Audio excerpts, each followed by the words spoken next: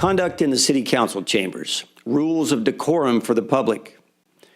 Members of the audience shall not engage in disorderly or boisterous conduct, including the utterance of loud, threatening, or abusive language, clapping, whistling, stamping of feet, or other acts which disturb, disrupt, impede, or otherwise render the orderly conduct of the city meeting infeasible. A member of the audience engaging in any such conduct shall, at the discretion of the presiding officer or a majority of the city council, be subject to ejection from the meeting per Government Code Section 54954.3C.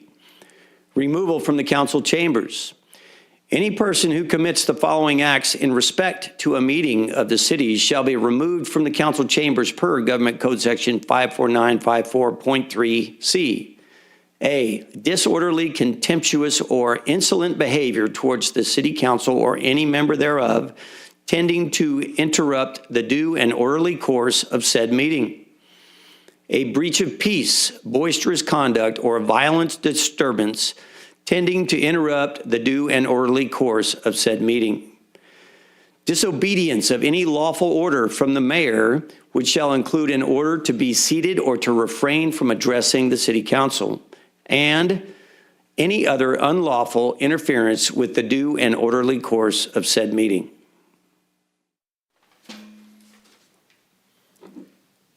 Good evening, everybody. Welcome to the Taft City Council Successor Agency Joint Regular Meeting for Tuesday, March the 4th, 2025. City of Taft Council meetings are being held in person with full capacity seating and are live streamed at www.youtube.com/user/City of Taft. Public comment can be made in person and also can be received per the following. Written comments may be dropped off in the drop box in front of City Hall. Comments may be emailed to the City Clerk at cityclerk@cityoftaft.org. They may also be made by phone to the City Clerk's office at 661-763-1222. Public comments will be accepted up until 5 p.m. the day of the meeting, and all comments received will be read into the record. We're going to begin this evening's meeting with the Pledge of Allegiance, led by myself, followed by an invocation by Pastor Sean Pfeiffer. So if you will join us, please, and remove your head cover. Hand over your heart, salute, and pledge. I pledge allegiance to the flag of the United States of America and to the republic for which it stands, one nation, under God, indivisible, with liberty and justice for all.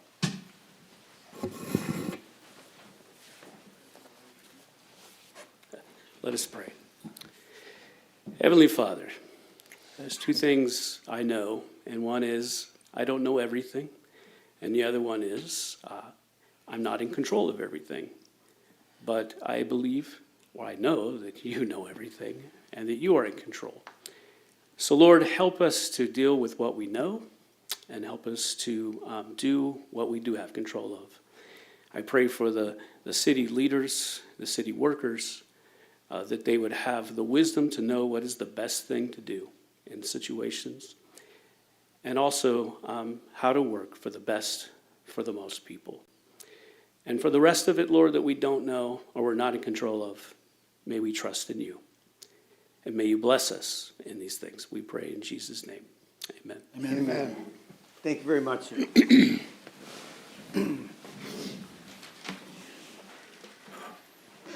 Madam Clerk, may we have a roll call, please? Mayor Knorr, Here. Mayor Pro Tem Bryant, Here. Councilmember Cryer, Here. Councilmember Waldrop, Here. Councilmember Shavira. Here. All right. First item on this evening's agenda is a proclamation for something that doesn't happen very often. Rotary Club of Taft's 100th anniversary. 100 years they've served the people out of the 110 years that Rotary has actually been in existence. So, Councilman Cryer has something to present to them, if you would, sir. Thank you, Mayor.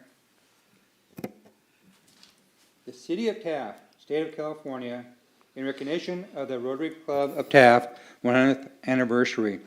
Whereas Rotary International is a global organization of business and professional leaders who work to improve communities and the world.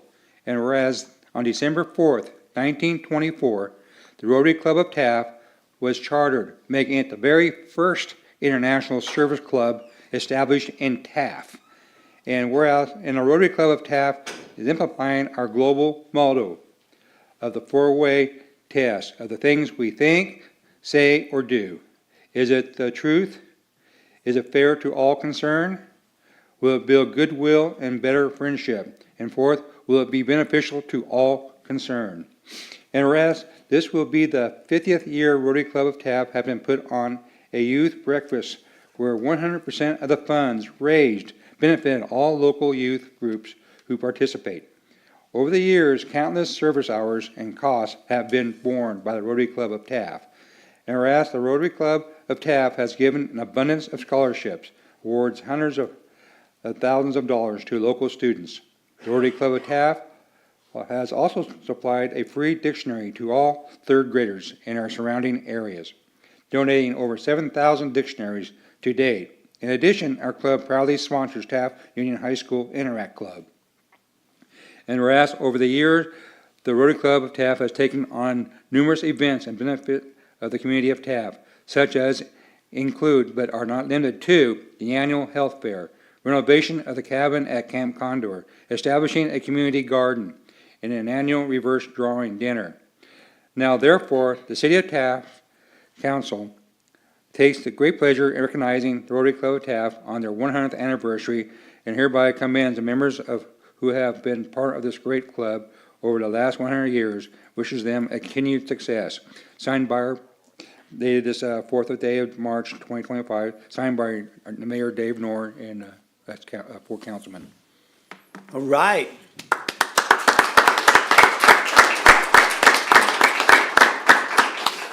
Where's all the party favors? 100 years? Are you kidding me? Or so somebody is going to accept this as get a presentation and somebody gets to step up to the mic. Going to put the shyest guy in a group at the microphone? What, are you kidding me?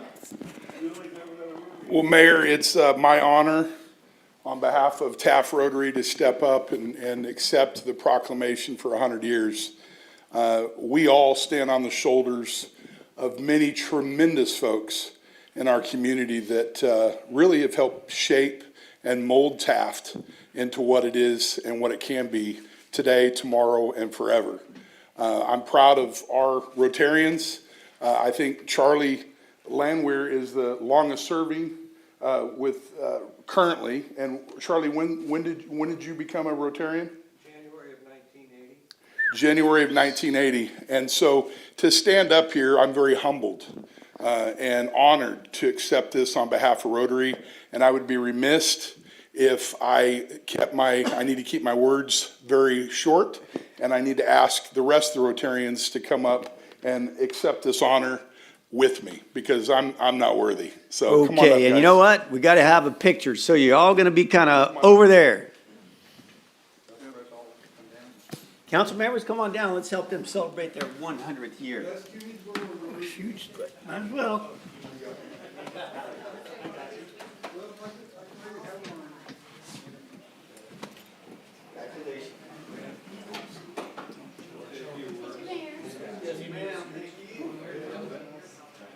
You're gonna have to gather up here, guys.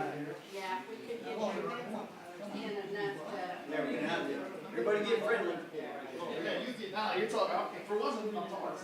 You know, in the words of the great Bob Hampton, the enemy of great is good. You know, so it's all about good, better, best. Never let it rest until your good is better and your better is best. And that's what these Rotarians and the 100 years of Rotarians share. Okay, can you say that a few times? Good, best, never let it rest, good, better, you good. 1, 2, 3. Okay. All right.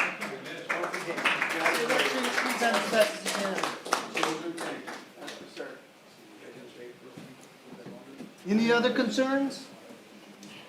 Thank you. That'll be an old. Now's your chance. Oh, thanks, sir. Thank you, sir.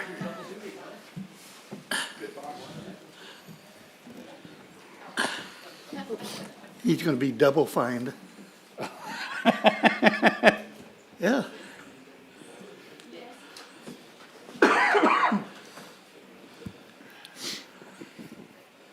next up, item number 2 is a public hearing, California Department of Housing and Community Development Annual Progress Reporting, April 4, 2024. City Manager Jones? Thank you, Mayor. California Government Code Section 65400 requires each governing body to prepare an annual progress report on the status and progress of implementing the jurisdiction's housing element of the general plan per the Department of Housing and Community Development. Housing element reports are due each calendar year following April 1st and must be sent to HCD and the Governor's Office of Planning and Research. The Planning Commission reviewed and accepted the report at their meeting on February 5th, 2025. Staff has recommended City Council review and file the annual housing element progress report for 2023 calendar year. Once accepted, the Planning Director will electronically submit the report to HCD and mail a copy of the report to the OPR. Thank you very much, City Manager Jones. Recommended action here is to open a public hearing to receive comments on the Housing Element Progress Report. Therefore, at this time, I will open said public hearing. Anybody wishing to speak in support of or opposition to, please step forward. Seeing none, I will close the public hearing, and at this time, I would entertain a motion to approve a resolution entitled, "A Resolution of the City Council of the City of Taft accepting the City of Taft Housing Element Annual Progress Report for calendar year 2024 and authorizing its submittal to the California Department of Housing and Community Development and the Governor's Office of Planning and Research, and find that the project is exempt from the requirements of the California Environmental Quality Act CEQA as set forth in Section 15061B3 of the CEQA guidelines." So moved. Second. Motion, second. I think you came in a real close third, Councilman, but. Okay, did you get that, Madam Clerk? Yeah. All right, very good. You made the motion, sir. Any discussion on this item? Just a quick question to either the planning director or the planning commissioner in attendance tonight. When you look at this report in particular, is there anything that has changed significantly from the last time we did our update, or is there something that was surprising from your perspective? Thank you, Mayor Pro Tem. Mark Staples, Planning Director for the city. Probably the main thing with this is that we're kind of in a transition year from the prior 8 years and these first 8 years of 2023 to 2031. We don't have the new programs in place yet because we're about to wrap those up in the next couple months. The main surprise, if any, was we've actually had a couple accessory dwelling units approved in this last cycle. That's going to become a little bit more of a thing probably in the coming years. For folks looking to have rental property on their property as opposed to being a separate lot. It's tough to read to get the total number of units because you just want to get to the bottom line of it. There's a table that goes from when it was first approved to when it's finalized and all that, and it's a little tough to see. I believe it's table D out of all the pages that are provided that provides a summary of the 8-year period we're working on. So that if anybody's looking for a bottom line number, look for that table that gets you there. But right now, ADUs are somewhat the thing. I'm working with the Home Builder Association to start going to their meetings and figure out a way to start luring some of those builders out here since we still have that track to finish on Hillard. Wonderful. Yep. So does this report, does it kind of give you an idea of how many homes would need to be built to kind of suit our needs from the state's criteria perspective? The state's number has always been overblown. I think we've been kind of in a steady housing construction streak statewide instead of building too many where I was part of the overbuilding of the 2000s that ended up resulting in a lot of homes being demolished that were half finished and no one to buy them. So I think we're at a good pace, but certainly Taft can take on more housing as the Sandy Creek Estates proved for the 7-8 years they were building. So if we could get a new builder to take on that tract and finish that out on both sides of the trail all the way down to Parkview Estates, then Taft will be in a good spot. And even along the trail itself, the mixed use, right? Correct. Downtown, there's some High multifamily density. opportunities there to provide more residents closer to downtown and Center Street that could shop and eat there as well. Thank you, Mark. Welcome. All right, thank you. Councilman Cryer, you had a second on that. Any additional questions or I think they all been answered already, and I think the public pretty much knows what's going on, and I'll let you be at that. All right, very good then. Gentlemen, any additional discussion regarding this matter? None here. No? All right, thank you for the questions and thanks for the information, Mark. Madam Clerk, I have a motion and a second. May we have a roll call, please? Councilmember Crier, Yes. Mayor Pro Tem Bryant. Yes. Councilmember Waldrop, Yes. Councilmember Shavira, Yes. Mayor Nor. Yes, now pass on a 5-0 vote. Thank you very much, gentlemen. Citizens request public comments. Do we have anybody signed up this evening? No? Okay, well, that made item number 3 quite simple, didn't it? Okay, item number 4, council statements, non-action. Councilman Shavira, we'll begin with you, sir. Okay. So first of all, congratulations to the Rotarians. Quite an achievement. I know that we appreciate all your service. And again, we thank you. We sincerely thank you for your guys' help. Secondly, I would like to thank the city. Last week, and actually for the last few weeks, they've been going out in the community and surrounding areas and locating encampments, okay? And that's just not vagrants wandering around. That's not breaking the law. We're talking about vagrancy encampments. And I know Doug was out there taking pictures, so we appreciate you guys going out there and taking care of that and getting rid of them because we don't want them and we don't want to tolerate them in our community. We do ask that you as a community don't assist them, don't help them out. When you do that, they're going to continue to come and they're going to continue to stay here. So let's not defeat the purpose. Okay, it's no surprise that our state is super challenged, and there's reason why it's challenged. It's affecting our economy locally. Make no mistake that that Dave, you know, he speaks on our behalf as the council members for the most part. Don't think he's not going out and speaking to our representative. Don't think that he's not going out, which he's been doing for the last 8 years to 2 different administrations, and talking to our representatives, Shannon Grove, Vince Fong, McCarthy was in when he was here, and trying to improve our economy here. You guys, those of us who understand how this works, those of us who understand how the state works, this is a difficult, difficult situation. This is a difficult time for the state, for the oil industry, and primarily for our community. I wish people understood, and don't think I'm questioning folks' intelligence. But if we were to break down the state, the Senate, the Assembly, how many people know how many of one party is on one side of senators and how many party members of the other? Let me help you out.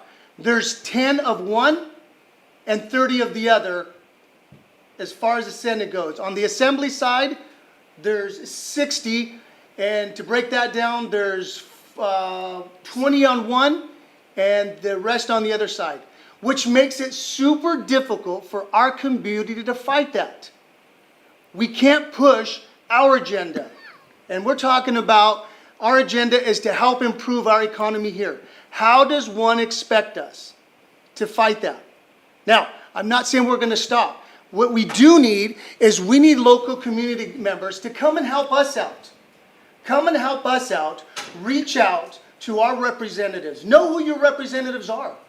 And when they come to our community with their spiel, okay, or district supervisor comes new here to introduce himself, we need you guys as the community members to be here, to share your concerns, to express what you are sharing with us. We need them to know and feel the pressure. We need you guys. So please, and there's other avenues. Who's writing the legislators? Who's coming to these meetings? Who's going to their meetings? We need your guys' help. Finally, I really like what the pastor said. There was a powerful prayer, and we need all the prayer we can get. But he says, help us to deal with what we know. And this is what we know. This is what we know, what we're dealing with. So for the love of God, folks, for the love of God, help us with democracy. There's power in numbers. And practice that right. That's all I got, sir. Thank you. All right, thank you very much, sir. Appreciate that. Councilman Crier. Thank you, Mayor. I just want to congratulate the Rotary Club for their 100 years of service in Taft. I'm part of Rotary. I'm a proud member of the Rotary Club and a former president. And most of the people here are been presidents and former presidents. And they gave their all. Every president has their unique ability in our club to have a project that holds dear to them to push and pass and help the community out. And a lot of us, a lot of the members here stepped up and raised tremendous amount of funds to help our community, to make it better for our youth, and helping out in ways to make our community a better place. And not only for the Rotary Club, but all the other great clubs that we have here in Taft. You know, we had last month we celebrated the Kiwanis, and by the way, Rotary is 1 month older than the Kiwanis, so we've been here a little bit longer. Not much, but a little bit longer. But we do, all these clubs, Lions, they all have their specialty. They all have their niche, what they focus on to make our community better, to help other people. People always need a hand up. There's always students out there who need a scholarship or a little bit more education or help guide them along through life. And there's great members here and individuals that are not even a member of any clubs that help out and do tremendous amount of making our town a great community. But I'd like to encourage the public to participate. You already heard a little bit about the Rotary and stuff, what we do a little bit, but look at other clubs and join up. We need some new members in our community. And the oldest club that I could think of that have us all beat is not a service club. That would be the Petroleum Club. That's about 110 years old or thereabouts, pretty old. And they have their own niche, what they do to help out in the community. But every one of us does their part. And I am proud to be part of this community, along with us as a council, and the people out here in the audience, and the people out there in TV land or in our community. They're very proud of what we do, and they hear about it. And I just think it's great that we do have a great organizations here in our town. And just want to give a shout out to all the clubs in our Rotary Club we have here. Basically, Mayor, I'm kind of like to speed things along. I'm done. So Y'all done? I'm done. All right, okay, very good. Thank you very much, Councilman. Councilman Waldrop, you're up. Where would we be without the service clubs? There's more than we're even thinking of, but that's great. And I'm sorry one of your members left, because I was going to get him. Now, I want to ask the Rotarians, is it, especially on TV, is it okay for a non-Rotarian to get one of the other ones in trouble for doing something, not bad, but doing something that it'd be cute to you guys, but there should be some kind of little fine there or something.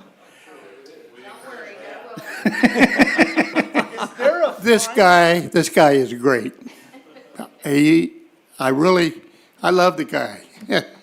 He went out my shop there, and son come in. He says, "What's that sign on top of the window? I mean, the building." So what are you talking about? He said, "Come on out here and look." I mean, up real high. Had to have a ladder or whatever to get up there. He put a Rotarian flag up there.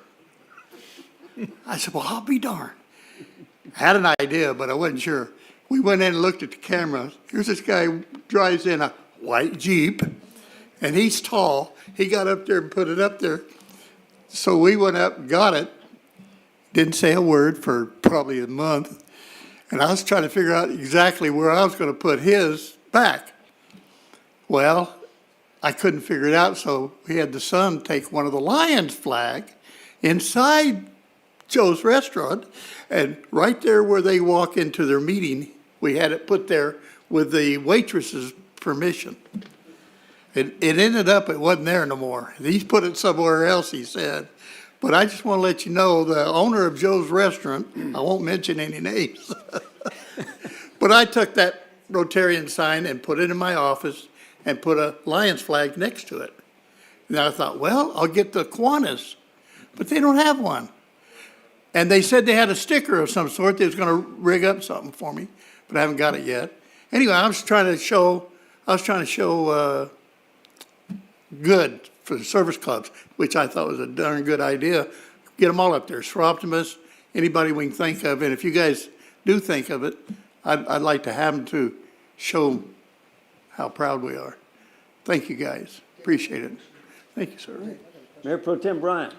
Mr. Schuer had a question. I just have a question. Is that the standard Rotarian uniform that Les has on, those ties? Is it a fine for, anyways, I'll leave that alone. Hey, so Rotary meeting's on Wednesday, right? You're feeding the beast here when it comes to fines. It's Those are coming. awfully tight on here. It's coming. Man. Thank you, Mr. Mayor. I'll be quick. I want to apologize for not being able to make the meeting on the 18th. I say this every January and February, but because of the holidays, our board meetings at the high school get pushed back from Monday to Tuesday, and it just happened, I got pretty sick. I don't get taken down by sickness very often, and I'm still struggling. I cough enough as it is. I've got this thing I call hereditary emphysema, which I think is just like secondhand smoke exposure from when you're a kid. But so this doesn't help me not cough anymore. I do want to send a big shout out and follow on the coattails of the gentleman that came before me. Congratulations on 100 years to the Rotarians. Sir, we honored, like Councilmember Cryer mentioned earlier, we honored the Kiwanis last month. We've got the Lions Club, you've got Optimus, and I'm sure there's others I'm going to get filleted for not mentioning their names. But service, in my opinion, is the second greatest gift you can give to somebody else, right? And not that the other ones, I'm not going to mention it here because it's a public meeting, but at the end of the day, and it's not that reason, I should have thought that through. Gosh. Thank you. I mean, Charlie, 45 years, that's a heck of a run, man. Thank you.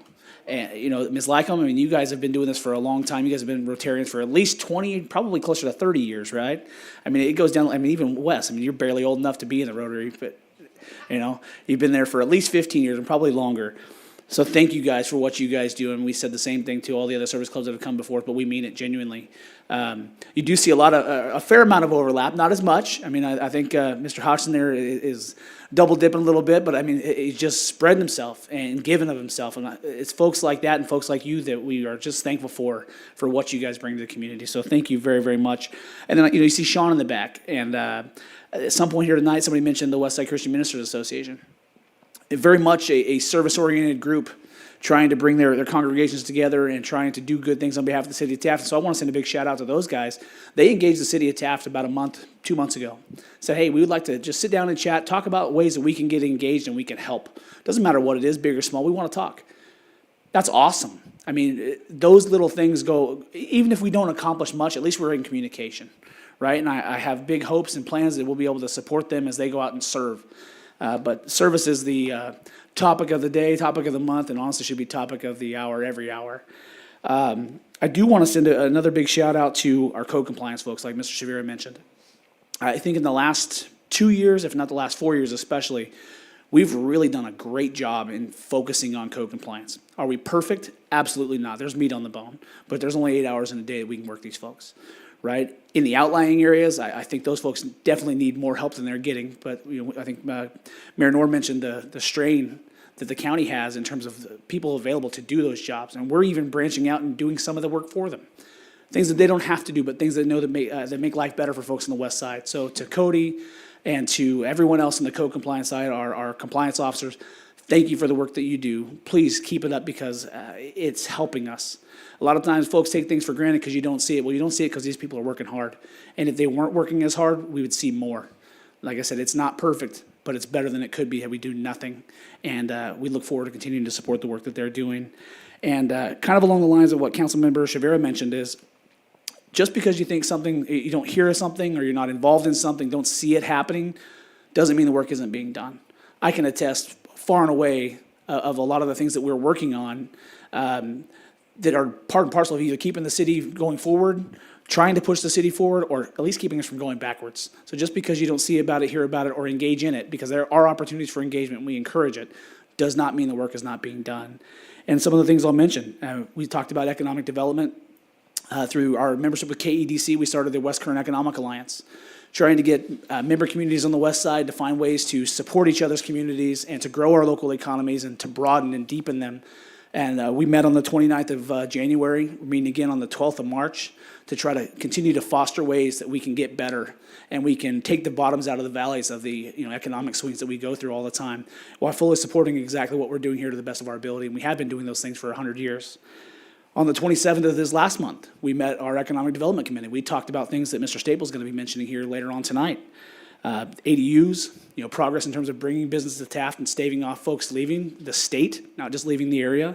So again, just because things are not, maybe either an action item at the council meeting or something that you're engaged in does not mean they're not happening, because I can attest that they are. And the last thing I want to do is just remind everybody that we've got, as Councilmember Cryer mentioned, a couple different items happening at the Petroleum Club later this week.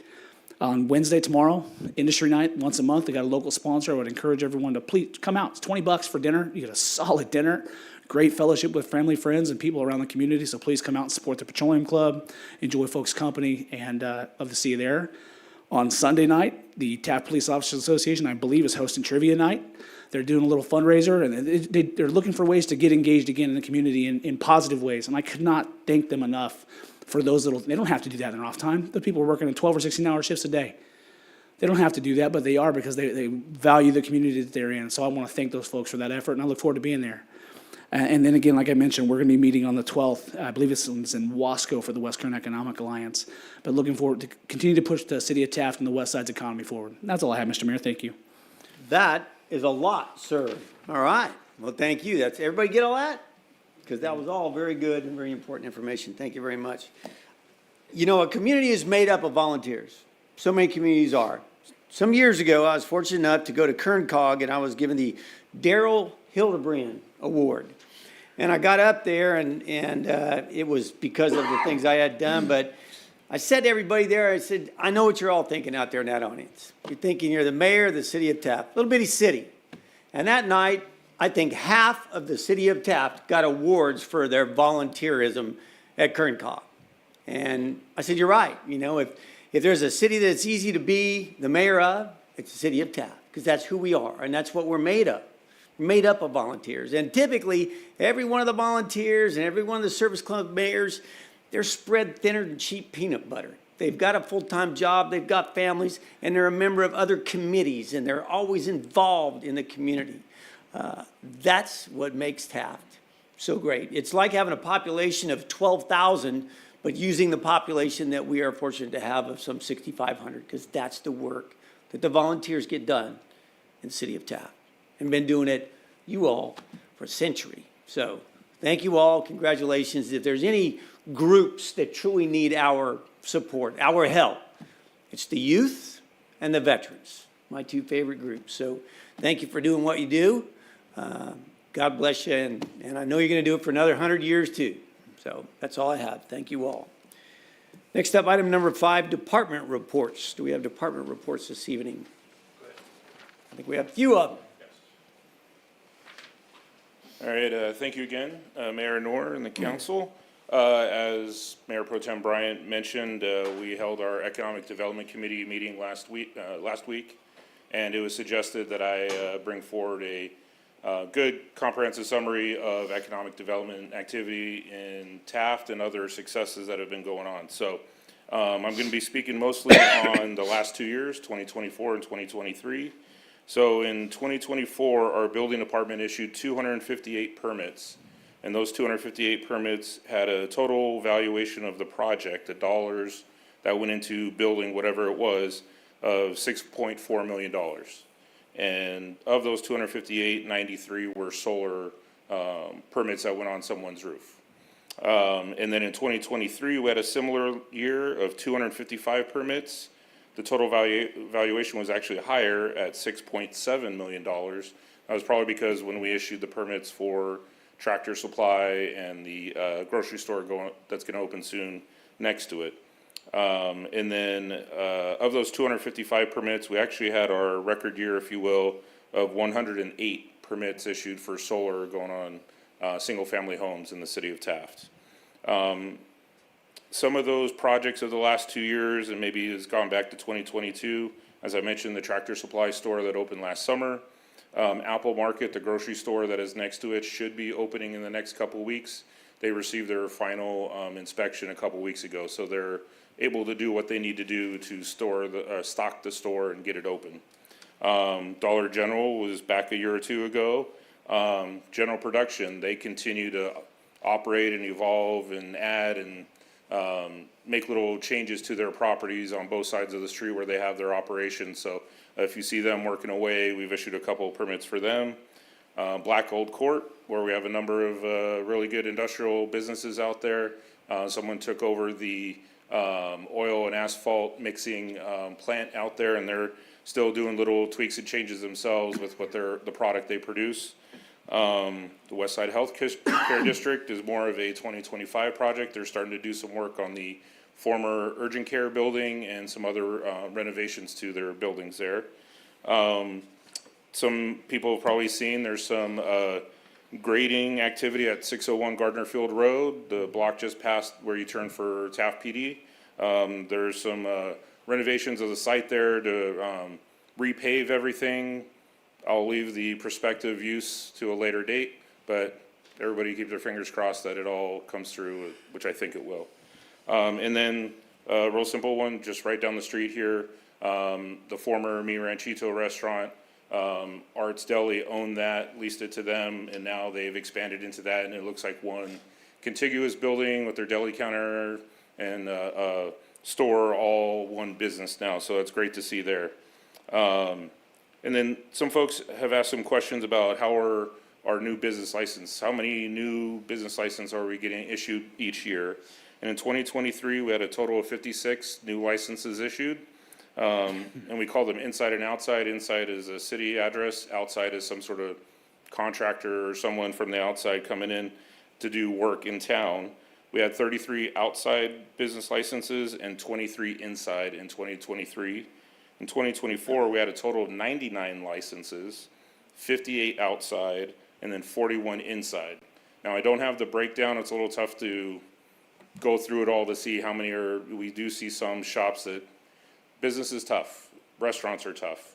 So there is some stop and start or new ones opening up every year, every 2 years. It's kind of the tough side of business. But we do everything we can to get everybody in there and operate as best as they can under the guidelines of the building code and ADA law and all those things to make sure everything's ready to go and to operate. And one thing I wanted to mention there was what I love about Taft compared to some other cities I've worked in before is there's this really great entrepreneurial spirit here. Mom and pop shops, from restaurants to whatever they're selling or the service they provide. But anybody who has an idea for a business, come to us at the city first. Don't start spending money on things. Figure out your idea for us with the city and what businesses or business locations might work best, or what you're getting into certain buildings. We do have some older buildings. They haven't been renovated in a little while. ADA requirements, public restroom requirements, things like that. And then just the process to know what you're going to need to spend to go through startup costs and all that, and we can help work you through that, and then also even give you some contacts, possibly to the Small Business Development Center at Cal State Bakersfield. They help folks go get small business loans, startup loans. They handle that side of it. We don't. We just make sure you and your building are ready to go for whatever business you're looking to operate. So please come see us, both with our business license folks and on the planning and building side of the building here at City Hall, and we'll get you started right. And then I'll try to move quickly through residential successes. It's still ongoing, but if you recall, we do have Habitat for Humanity building the house at 233 Calvin. We did have a new single-family home completed last year in South 8th, right before you get to the boundary with the county in South Taft, right next to Chase Bank.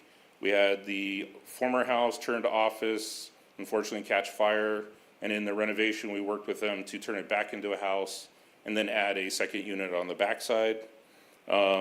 We had another property on Kern Street that has a house up front, 2 garage-like structures in the back. They renovated one of them to have another unit on the property. Then a single-family home damaged by fire on Warren.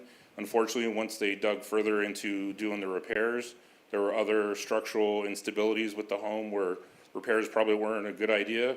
So they filed for the demolition, took care of it themselves, and immediately filed for a new building permit for a new home. So it's a net zero gain, but we have a new house going up on Warren Street there. At 117 North, we got a brand-new single-family home with an ADU and a garage. It's a very narrow lot, so it's going to be somewhat of an example of some of our narrow lots and how a home could get squeezed into that size of property. And then we do have a new duplex on Lucard in plan check right now. So we're having about 3 to 5 residential units developed each year, whether it's a home or an ADU. And as I mentioned earlier, we're definitely looking for a new builder to take over Sandy Creek Estates. So if anybody is listening or watching out there, we're looking for that developer, come see me, and we'll get you connected with the owners out there and get those homes building again. And that's all I have for tonight. All right, well, Mayor? that's quite a bit of activity, and thank you very much for reporting on that. I'm sure everybody's going to be excited to hear that the newest Apple Market grocery store is getting ready to open up. Another option. Yes. That's good. Mr. Mayor, if you don't mind, I just have a couple questions, just to kind of follow up, more for the folks in the audience, because I know we've talked about this, but I'm going to play devil's advocate for a second. Harkening back to your question about coming to us first before you get into any type of business arrangement, lease, whatever. What could happen if I'm a potential business owner, regardless of what type of business I've got, I go and I sign a lease for a property, then I come to the city of Taft and say, hey, I need a business license, and you think, oh, I got to go up there and inspect. What's the potential downside to not coming here first? Part of it is some of the permits that might need to be pulled for certain reasons. So if there's a need for ADA changes, it's not really rules of thumb, it's the actual rule in the ADA section of the building code, but if your front door is not 3 feet wide, if you happen to have a narrow door, that's not ADA compliant. And then if you have some sort of what we call a transaction counter, where it's a low counter, if you've been here to City Hall or any other business where they got that low counter about 3 feet wide, that accommodates those that need to sit or are already seated in a wheelchair to access that counter. And then at least one restroom that is handicap accessible, which 3-foot door, generally about 7 foot by 7 foot floor area of a single occupant restroom stall is the bare minimum for a business. Because all these are meant for everybody that could possibly go in your building. So it's your customers and your employees and even yourself. That's why we need to enforce these, and the state law and the building code puts the onus on the city to enforce all of that. So it's not really a state law. It is a state law, but it's not for the state to be enacting that on a business owner. And as I mentioned before, we're a 115-year-old city now, or about to be. We have some 80-plus-year-old buildings, and some have not been renovated just yet. So if we could walk through with you and even the property owner to flag some things that could be helpful for the current business operator that's looking to move in, and if they have extra space, we could help with the additional space as well. Just kind of point some things out, because some buildings haven't been looked at in the 11 years I've been here. So one follow-up question and then a final point. So Mark, to your point, that when you talk about the rules, the building codes and things like that, are those the city of Taft's rules, or are we just charged with enforcing them? We're charged with enforcing them. It's the California Building Code derived from the International Code Council. So we don't have the ability to say, no, we'll overlook that, right? Correct. Great. So we appreciate it, Mark, and definitely not trying to throw anybody under the bus. We want to be helpful. I think the offer is, hey, we want you to succeed. So at the end of the day, if I go in, I skip the city of Taft first and I go and I sign a lease, guess what I've got to pay whether or not I can operate that business? Unless I can find a way out of that contract, right? You might be stuck making a $1,200, $1,300, $1,500 a month lease payment on a building you can't use because you can't generate revenue because I can't get permits. And if we do, just want to reiterate the point. If we can set you up to not be in that situation, we can set you up to have positive cash flow when you need it. That's what we want to do. We don't want to come in after the fact and be the bad guy, but we're left with that burden, right? We want to hold everybody's feet to the same fire, to the least extent of the law as we can. Not that we're trying to skirt anything, but we want you to be in business and be successful, but we want you to also be safety conscious, compliant with the law so you don't get sued, and so you can adequately serve your customers, your employees, and everybody in between. So thank you, Mark. Welcome.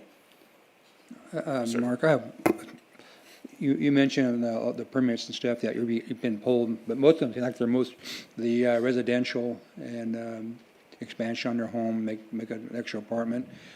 I know some things you can't say and stuff. Do we have any other big businesses coming into town, look like coming into town to build a facility or take over existing building that bring business and employment here? Well, we're always in conversation, and the city manager probably is called more than I am in certain situations, because certain business that would be looking here, there's some data information the city manager knows, how is the real tax base or other activities in town that's a little more confidential. But we go to what's called the ICSC meetings, which is the major International Council of Shopping Center conferences. And that's where the commercial realtors, brokers, and site selectors, along with the government agencies that are looking to advertise or put available properties out there, meet. And we're always talking with any restaurant or retailer you could think of is probably at that event. So I still talk with In-N-Out, even though they're probably not going to come here. Talk to Raising Cane's, and we were talking to Dollar General for I don't know how many years. I think even before I got here, they had been talking to the city manager, my predecessors, and they came back around, tried again, got our updated information, fees, the due diligence that's needed to be able to come to town. They're usually pretty good in doing that, and we're always in touch with them. And then we have our own booth at the event we go to in the fall, and we get a lot of folks walking by that 10 years ago, they didn't know where Taft was at, but the team effort between myself, the city manager, and his assistant, seems like almost everybody knows where we're at now that we're part of this current county region, and they're definitely looking beyond the borders of Bakersfield to bring sites out here. And that's where I think we've said in other meetings in the past, where the residential side is just as much a part of the economic development picture, because we need the rooftops, the population.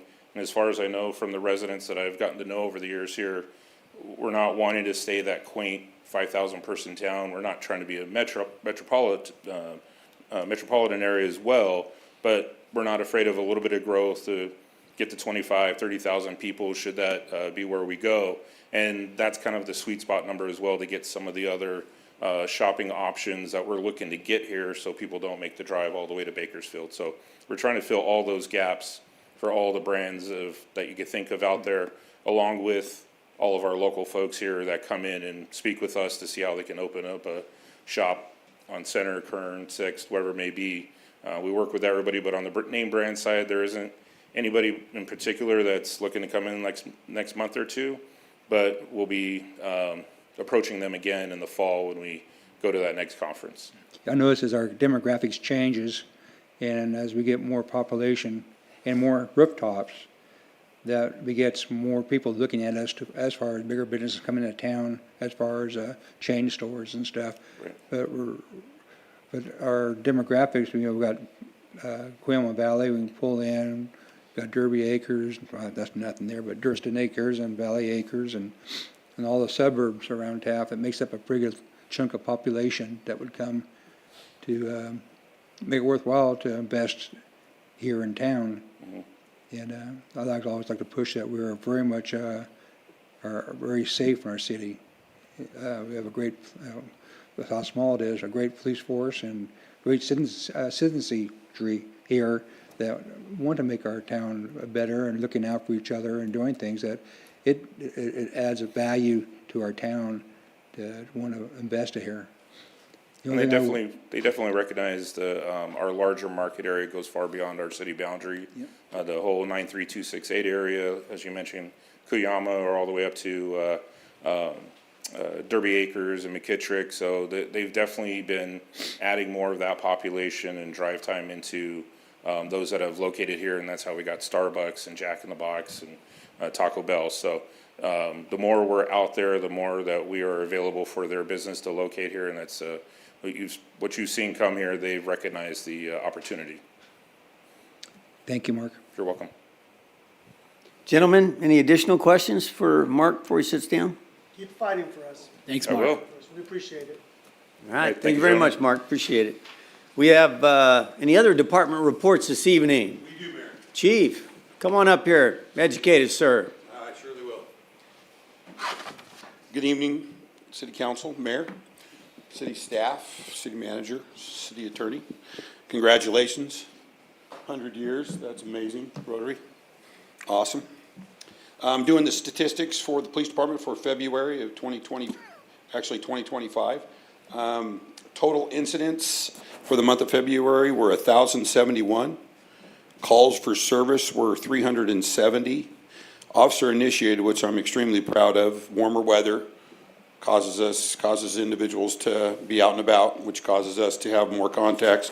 We were at 701 this year, or this month. Total cases written were 141. Total misdemeanor and felony arrests were 64. We had misdemeanor arrests of 47, and of course felony arrests of 17. Just giving you the stats for the month of February. All right, very good. Thank you very much. I got a card. I just wanted to share something with the audience. I got a card because I missed going to the chamber installation dinner. I had a conflict, and I actually received a card from our district attorney, Cindy Zimmer, saying she had missed getting together, wanted to visit. But one of the things she talked about in the card is the fact that Prop 36 passed. And Prop 36, remind everybody, was a change needed to be done to Prop 4757, AB 109, and the nightmare that was created by that. And our district attorney wanted to remind myself, but the council and our community that Prop 36 is out there, and it's another tool in law enforcement's toolbox to deal with serial theft and some of the other things that have been a free pass for a while. So thank goodness for that. And after all, we're a land of laws. And if we aren't, then we're a land of chaos. We've seen the chaos. Now let's experience the law. So Agreed. Thank you very much, sir. Appreciate it. Thank you, Mayor. Any questions? Good Thank job. you, guys. Thank you. Okay, any other department reports this evening? We do. Mayor, I'll step up. Please do, sir. Come on in here. Kerry Wright with the Kern County Fire Department. Thank you, Mayor and council members. I don't have the numbers for February 2025, but for January, they were submitted. And we had 189 incidents, 911 calls, and 23 fires. And I will say the last meeting I came to was the night of the both the Palisades fire and the Eaton fire. So I did come attend the meeting, got a phone call, had to go back. We ended up sending 170 firefighters to that fire, to both of those fires. In my short 18-year career, we sent 23 fire engines, and if you do the numbers, we have 47 fire stations. So granted, we do have, for instance, in Taft, we have a truck and an engine, but that is the most equipment we've ever sent in my career. And a lot of guys that have gone much longer than I have said the same thing. We had hand crews, we had dozers, we had a lot of equipment out for those two fires, and very devastating to those communities. But nevertheless, with all that being said, all of our guys stepped up, came back to work, and we did not shut down one fire station in Kern County. So very proud of that, very proud of our guys for stepping up and doing that, and hope we don't get faced with that again, but if we Man, I do, hope not. we'll be ready to go.